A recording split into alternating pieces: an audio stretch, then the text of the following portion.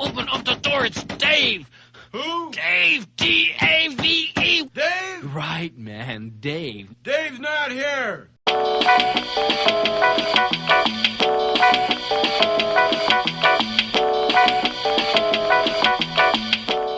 A little more personal to me, and this has to do with stock purchases.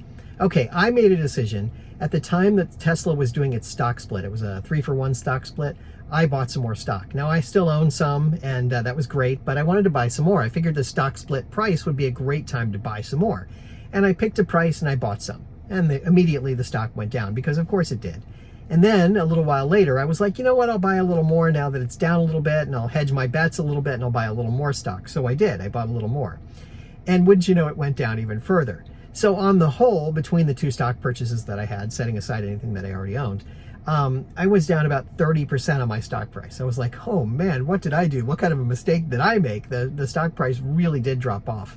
And this was at the point, you know, where Elon Musk was doing all these different things and, you know, getting involved in different businesses and not really keeping his hands on the wheel, as it were, when it came to Tesla. So it wasn't maybe the best time to be investing in Tesla stock. I probably could have waited, held onto my money, done something else with it, whatever. But I had invested in it.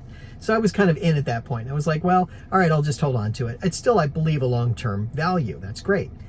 So then I was kind of going along here in the last couple of weeks, and I saw the stock price has been improving. You know, he's been more engaged. There's been more talk about what Tesla is doing, some of the positive things that Tesla's got going on, and the stock price has been steadily climbing, and that's great. I'm very happy with that.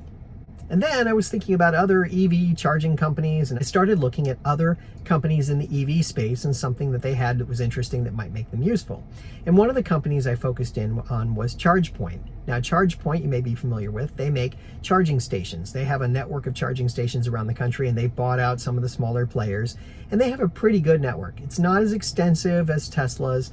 They don't have a lot of the very fast charging. A lot of it is that level 2 charging, but it's still a well-distributed network and allows you to have different charging in different locations. So I was like, well, you know, this is an interesting company, and I was kind of following them for a while. And they had their earnings report that came out for the first quarter, and I was like, well, they're doing pretty well. And then they had a statement that they made where they were talking about their earnings kind of precursor to what their second quarter earnings are going to look like. They started releasing some information. And I was like, wow, they're doing really well. They're profitable. They're doing well. Everything looks good. I think I'm going to make a small play on an investment with them. So I did. I bought a little bit of stock in ChargePoint. I was like, awesome. And the next day after I bought it, it went up 10%. And I was like, wow, I made a great buy there. That was fantastic. What a great decision. And the day after that, this is awesome. My timing is impeccable.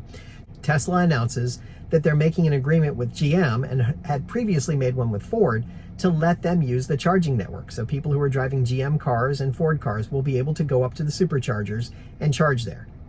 Now, GM had previously been in sort of a verbal agreement or sort of a preliminary agreement with ChargePoint to use their charging network.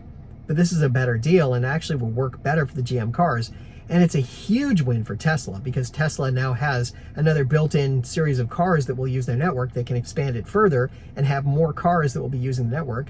So it's a profitable thing for Tesla. So, of course, my Tesla stock started to go up even further. And I think at the time of this recording, I'm only like a couple of percent behind what I paid for it. I mean, I'm basically even at this point. Probably by the time this releases, I might be slightly ahead.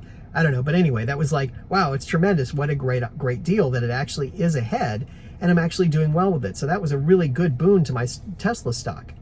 But of course, my ChargePoint stock went negative at that point, because now the ChargePoint network doesn't have that same built-in thing, and they don't have the handshake agreement with GM anymore. They're going to have to look for other players to be involved with. So their stock price went down, and I lost from the time that it went up 10%, it went down 15. And at the time of this recording, I'm 5% behind on what I paid for it. Big deal? No, not really. I think it still has value, but it was just really funny to me personally when I looked at it and said, hey, I was ahead on one and behind on the other, and I was doing pretty well with both. Huh. Just funny how that works out sometimes. And it's just unfortunate, but it is what it is. And I just thought I'd share that little personal story because it was kind of funny and quirky. And that's the stock market for you. And you never can plan to be in the stock market like that.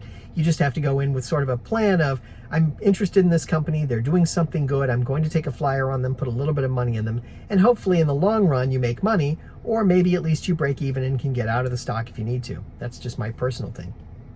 And just sort of my generalized stock sort of idea, just for your benefit if you're interested, is that you always look for a company that's got some unique feature to it, something that sets them apart from everybody else, what they call a moat, basically, that separates them from everyone. Now, it may be a short-term moat, it may be a long-term moat, but it's worth looking at that way just because you can realize that there's an opportunity to get invested in a company and see an upside to it because they have something unique that they're doing.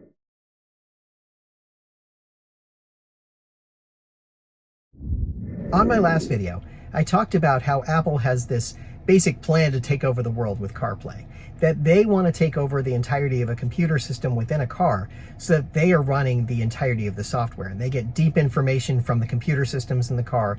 They can tune your radio, all of these things that could happen through CarPlay. And it's a really fascinating idea, and I mentioned how Tesla and GM and other car companies aren't so interested in it necessarily because they invested a lot of money in developing up their own computer systems, and they don't want Apple to take over. So I just found that really interesting. This year in the Developers Conference, they didn't talk about CarPlay at all. In fact, it barely merited a footnote when they were talking about iOS 17, the latest operating system for the Apple iPhones. So I was curious what iOS 17 might have in it. Now, I happen to be an Apple developer, or used to be, but I still have access to a lot of the development stuff, so I got an early release of iOS 17 and started playing with it. There are two features that specifically relate to CarPlay. The first is something that they call Apple SharePlay. And essentially what that does is allows you to connect your phone using CarPlay, and then anyone else in the car who has an Apple iPhone can SharePlay their playlist over the car's radio. So it's a sort of a clever thing that they're doing, but it's not that deep and really engaging, but it is a nice little feature that allows anyone in the car to play on the car's sound system. So that's kind of a neat little feature. Now, SharePlay did exist before. You can actually use it with like FaceTime. If you're using FaceTime, you can watch a movie and be on FaceTime with another person, and you can both be watching the movie simultaneously. So you have that sort of in-person experience, even though you may not be in the same location. So SharePlay is something that's just an extension of that. It's not something new that's unique to CarPlay, but it's kind of neat. Now, the other feature, that one's a little more interesting. What they did is they started adding more charging destinations directly to Apple Maps. So let's just talk about that for a couple of minutes. So let's head over to Apple Maps in iOS 17 and see what it looks like. I see the map comes up just as it did before, but now we have the opportunity to do charging stations. And what it does is bring back a list of all of the charging stations that are there.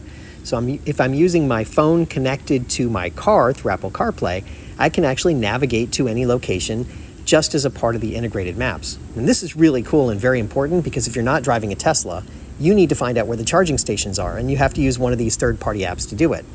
Apple is now including it as part of what they're doing in their iOS updates. So this is really pretty neat. So I can see the list, I can see where they are, I can see how far away they are, I can get information about the charging, how many chargers they have, and so on. So this is very slick and very clever the way they've come up with this. And as I look through it, I'm looking through and I'm realizing that one of the things that I notice is that it says the website is PlugShare. PlugShare is a third-party app that does this charging network. So it's interesting that they've connected up PlugShare to Apple Maps.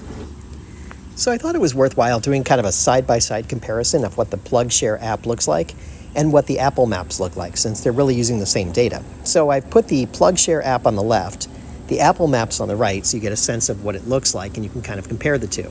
Now, I know it's a little confusing the way you look at it, but keep in mind that the idea is that it's really just the same data displayed slightly differently. I can click around through any of the actual charging locations and get details around them, or I can view it as a list and see which ones I want to go to and that sort of thing, where I'm just kind of clicking around to see what they both look like. They're very, very similar, and in fact, on the Apple Maps side, you see that it has a PlugShare link there, so I can actually open up the PlugShare website and see the same things that the PlugShare app has in it. So this is a really effective way to help people to be able to navigate to some place that they want to go to. I want to get to a charging destination. So if I'm using Apple Maps in my Apple CarPlay, it's really easy to get to a charging destination. This is really critical for someone who doesn't have a Tesla with the charging built into it. Now, in the future, it could be that GM and Ford cars actually do the same thing that Tesla does. But in the short term, Apple is figuring out a way to get people to those destinations as well by putting it directly into Apple Maps. So this is a really valuable feature. It's one of the things that I love about my Tesla, probably most of all, is that I can get to a charging destination at any point in time. So So if I go in here and I look at both and I get to the supercharger, you can kind of see how they both lay out, what they look like, what's going on with them. Now on the left side with the PlugShare app, I'm going to click on the pictures because I was curious where the pictures take me. On the right side, you can see that there's photos down there as well. So the photos are still the same between the two. It's just understanding kind of how they lay out and how you get to those photos and what it looks like. But it's the same data. You're getting to the same information both ways, and it's the same pictures. But in the PlugShare website, they're laid out a little bit differently and a little harder to organize the same way. It's not as easy to just click on the pictures and see what it looks like. They're there, but they're organized differently. And it may be just the way they're retrieving data from the site and the way they're displaying it, but that's the way it is. And the last thing I want to do is navigate to this destination, this supercharger, just to get a sense of what it looks like in both the app and in Apple Maps. So in the app on the left, you see that when I click it, it actually opens up Apple Maps. On the right, I can go to the destination, and this is what it looks like, but they're the same. And there you go. That's kind of the neat part about what the iOS 17 does. One thing that it's actually doing right that really does kind of move the needle in terms of what you can do with CarPlay, that now you have this ability to look for charging stations in real time, regardless of what kind of car you're driving, and you can navigate to them and so forth. So that's kind of neat, actually. But anyway, that's it. I just wanted to share those couple of stories with you and talk about what was going on there. What's your point, David?